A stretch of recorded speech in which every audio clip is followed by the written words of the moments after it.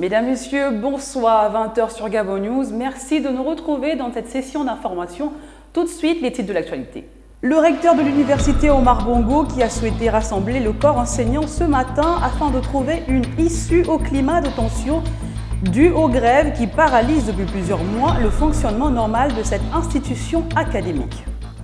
La fin d'année scolaire s'annonce. Les élèves et enseignants dans certaines écoles primaires et pré-primaires sont en fête. C'est le cas de l'école catholique Nanette, située dans l'enceinte de l'église Saint-Dominique à Mwanda, c'est dans le Haut-Togoué, où l'administration de cet établissement a récompensé les élèves les plus méritants. Kenny Ongori, Justin Bitegué, Martial Tsonga. Après une longue année de travail acharné, à l'école primaire Nanette de Saint-Dominique de Mwanda, on récompense les meilleurs parmi les élèves de cet établissement. Nous sommes contents des résultats des enfants. On a fait plusieurs examens blancs où les enfants n'ont pas trop mal travaillé. On espère avoir aussi de bons résultats au CEP qui va se passer début juillet. L'année dernière, on avait plus de 90%. Et il y a eu des années précédentes qu'on a eu 100% de reçus à l'entrée au CEP. Et presque 100% à l'entrée en sixième. Mais maintenant, c'est changé. On ne fait plus que le CEP. Et le CEP est devenu plus dur que d'habitude. Alors, on ne sait pas encore comment ça va se passer, mais on espère quand même avoir des bons résultats. Pour les bénéficiaires, on partage ce prix avec les parents, mais surtout avec le Seigneur qui a œuvré à leur côté pour la réussite. Papa et maman, je vous aime. Merci pour tout ce que vous m'avez donné. Je vais vous faire plaisir. Avec mon premier prix, je vais vous donner tout ce que j'ai au monde. C'est mon travail. Je remercie tout le monde, mes parents, surtout qui m'ont aidé. Je remercie surtout Dieu qui m'a aidé dans le travail pour réfléchir. Je remercie surtout le maître qui nous a forcés au travail. C'est un rituel respecté à l'école Nanette Saint-Dominique de Mwanda où chaque année les travailleurs sont récompensés, une idée qui permet de susciter auprès des autres élèves l'envie de devenir les meilleurs dans un établissement de renom. Un accident de circulation s'est produit la semaine dernière sur la route de Lastourville-Mounana dans le village Lipaka, c'est dans la province de Logouelolo. Bilan, un mort et un blessé grave.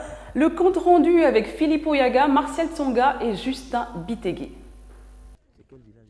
C'est sur la route Lastourville-Mounana que s'est produit cet accident de la route qui a vu un camion transportant des vivres foncer sur un talus. Une tragédie qui, selon les témoignages recueillis sur place, aurait coûté la vie à un des passagers, l'aide-chauffeur en l'occurrence. Ce camion, avec à son bord 2 ressortissants ouest-africains, se rendait dans la ville de Mwanda, ville minière du Haut-Togoué, pour y acheminer des vivres. C'est probablement à quelques encablures du village Lipaka, dans la province de Logouelolo, que survient une défaillance mécanique qui fera perdre le contrôle du véhicule au chauffeur. Se démenant comme il pouvait stabiliser l'engin qui continuait sa course vers le talus, le chauffeur n'aura eu que le temps de se rendre compte que la collision est inexorable. Ce dernier a réussi tout de même, on ne sait par quel miracle, à se sortir de la cabine, abandonnant de ce fait son compagnon dont l'instinct de survie était, à ce moment, probablement anesthésié par la peur qui le paralysait. Le malheureux est passé de vie à trépas suite à la violence du choc. Quant au chauffeur, il s'en sort avec des légères blessures. Les habitants du village Lipaka, sans doute alertés par les cris des pneus au moment de l'accident,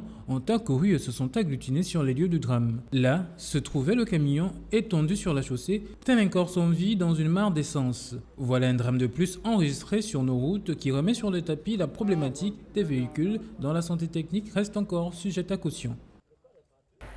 Paralysée depuis plusieurs mois déjà, l'université Omar Bongo a été le théâtre de plusieurs manifestations qui ont conduit à l'arrêt des cours et surtout à la suspension et l'exclusion définitive de certains étudiants.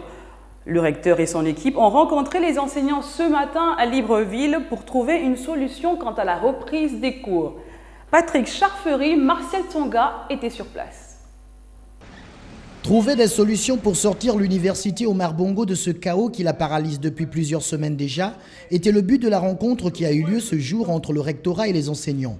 Les différents problèmes auxquels fait face l'institution ont été passés au crible par l'Assemblée. Une reprise des cours serait souhaitable lundi selon le recteur. Nous travaillerons d'ici la fin de la semaine avec les responsables de sécurité de la gendarmerie pour voir comment ce déploiement pourra se faire dans l'institution pour assurer la sérénité à partir de lundi prochain. La décision de la suspension des cours avait été prise lors d'une assemblée générale du syndicat national des enseignants-chercheurs SNEC. Il reste donc à la dite structure d'apprécier si les conditions d'une reprise sont réunies. Nous avons été appelés par le recteur puisque la reprise des enseignements était conditionnée par un certain nombre par un plan de sécurité pour pouvoir revenir à la quiétude dans le campus. Donc nous l'avions entendu, il nous a fait un certain nombre de propositions, peut-être qui vont dans le sens d'une sortie de crise, mais suivant la logique syndicale, c'est une AG qui a demandé à la suspension et c'est une autre AG qui, à partir de vendredi, va apprécier les propositions du recteur pour pouvoir donner une réponse définitive. Au moment où le calendrier académique a été bouleversé, les enseignants et l'administration devront se dédoubler pour sauver ce qui peut encore l'être. Bientôt, le vainqueur du premier concours d'art oratoire sera connu. Le vendredi 27 juin prochain, les 5 derniers candidats en liste vont devoir s'affronter et faire valoir leur savoir-faire en la matière. Kenny Ongori et Refu Itsoga pour le reportage.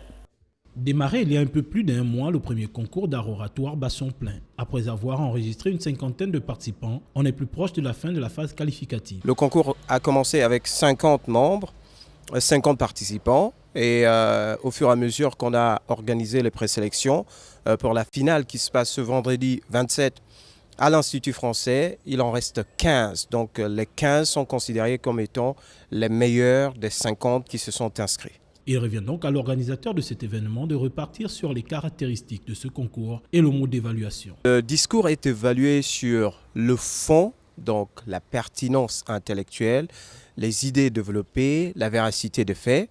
Le discours sera également évalué sur la forme, donc la beauté, comment est-ce que vous maîtrisez le texte, comment est-ce que vous dites votre texte et comment est-ce que vous vous connectez au public qui sera là. Parce que je rappelle que nous serons dans la salle de 400 places. Et donc, quand on dit un discours, il faut absolument être en connexion, une sorte de cohésion avec le public qui sera là. Ce concours, le premier du genre, prendra fin le vendredi 27 juin prochain. Seuls 15 candidats choisis parmi les 50 participants comme étant les meilleurs de la première phase y prendront part.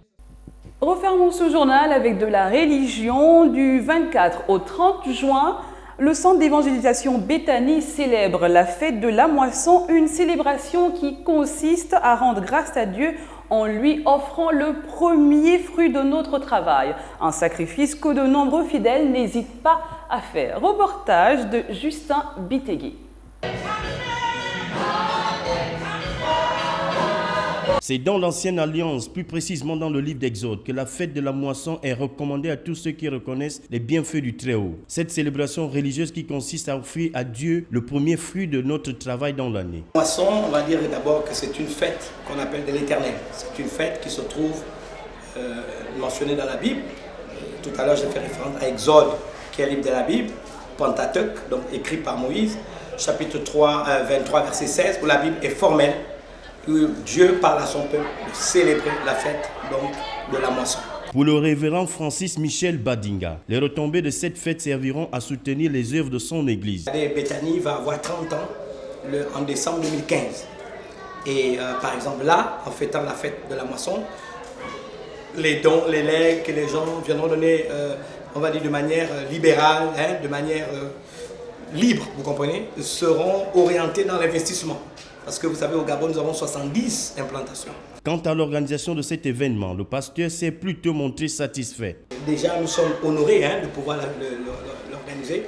Je voudrais profiter de l'occasion pour féliciter le comité d'organisation. Ce n'était pas facile de l'organiser. Donc le message que je peux lancer, c'est un message d'espoir. C'est-à-dire qu'au-delà des épreuves, au-delà des situations difficiles qui nous éprouvent, Dieu reste Dieu.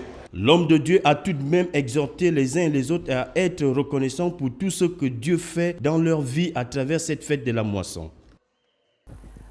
Voilà, ce journal, nous le devons à l'ensemble de la rédaction. Merci à vous de votre fidélité. L'info se poursuit sur www.gavonews.com. Excellente soirée à tous et à demain.